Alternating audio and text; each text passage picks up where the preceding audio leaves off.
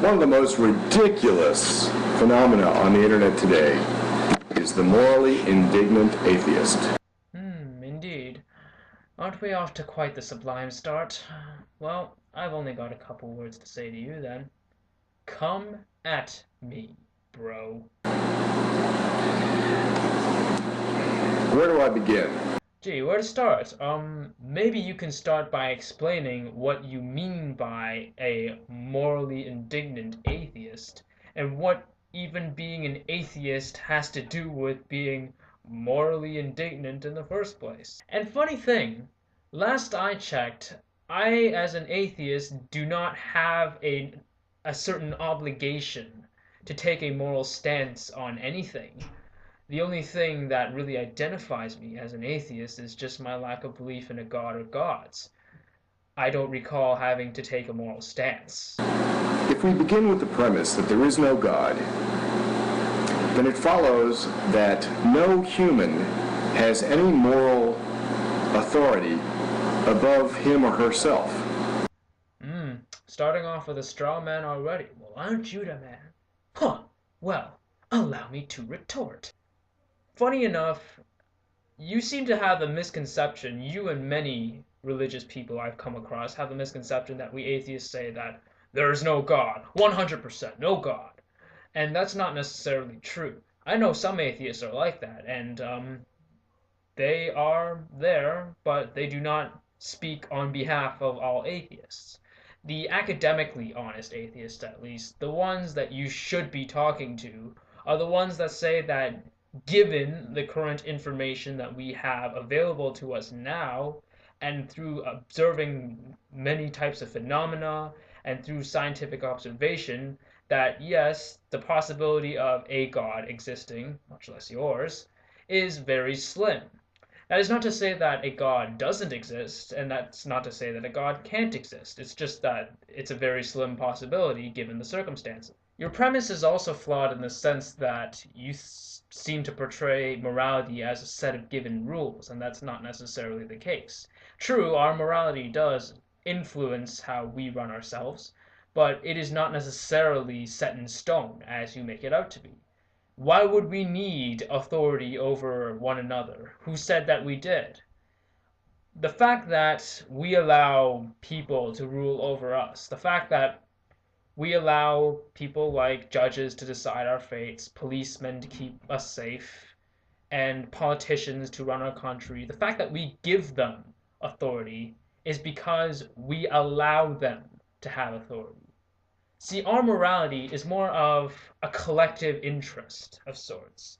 It's more of a group effort rather than one person telling everyone else what to do, which is what you seem to think is the case. Therefore, all moral systems under the assumption of atheism are equally valid.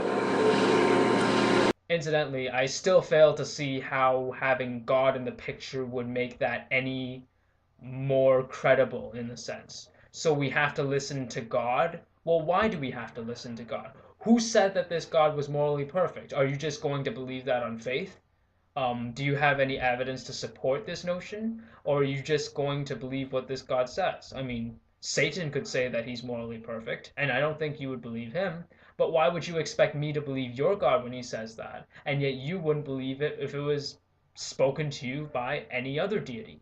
See, unless you were going to try and put forth the notion that only your God exists and only your God is morally perfect, then that might be valid. But you have to prove that your God exists to begin with, and you also have to prove that your God is morally perfect. And you haven't done any of those things thus far. So if one atheist condemns another atheist as a bad person, that other atheist could with equal validity, turn it around and say that the other one is a bad person. No, a given moral system is applicable and valid in a sense if it depends on whether or not it hurts or helps society. And I don't think that adding God into your moral position is going to sway your position one way or the other.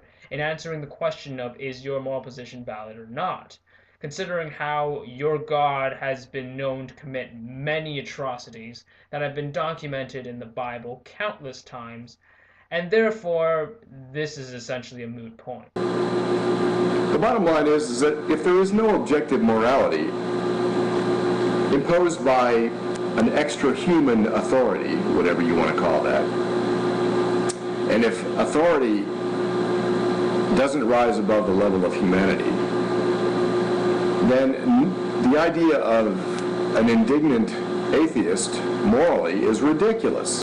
It's only ridiculous to you because you've been seeing the world through God glasses and you don't realize that the world has been essentially running on human morality, whether you like to admit it or not. And whether or not God exists is irrelevant compared to the fact that the whole moral system that we have accomplished in the 21st century. The whole moral system, all that work, all the history that has gone into building how we run our society today, it would look largely indifferent whether or not your God even actually existed. So basically, you're essentially rehatching the whole, well, if we don't have Magic Man to tell us what to do, then we're just gonna have to rely on ourselves. And yeah, you're right. So, your point is, what exactly? That we can't rely on ourselves? Well, I've just proven you wrong. History has just proven you wrong. And yes, mankind has made mistakes in history, that's undeniable, but that is ultimately what leads to evolution in terms of ethics, in terms of moral behavior, and in terms of standards that society keeps. So you moral atheists, just give it a rest and realize that whatever morality you have is simply the result of your being on the side of the majority. The majority decides on this particular thing being good and this particular thing being bad, and that is the basis for an atheist saying that this behavior is good and this behavior is bad. I've already told you what makes a moral act or an immoral act. What makes an action moral is if it benefits mankind, society, in any given way, and if it's an immoral action, then it clearly does the opposite. And this, keeping in mind, is not an atheistic position. This is not anything to do with whether or not a God exists at all. This is a position that we all happen to hold because it's beneficial for the survival of mankind, and we would have died otherwise if we had not implemented a moral system based on these values. Incidentally, it is not up to you to tell atheists what their own moral position has to be. That is a decision made by each individual atheist, and it varies from person to person. Judging by the fact that you would so willingly put words in our mouth and defeat your own straw man without a hint of regret for your academic dishonesty, it shows that you are an arrogant, smug douchebag who's only capable of preaching nonsense. But then again, judging by the fact that you're a creationist, I can't say I'm surprised. So, if you still insist on having a monopoly over words like morally right and ethical, then I have a few questions that you should answer first.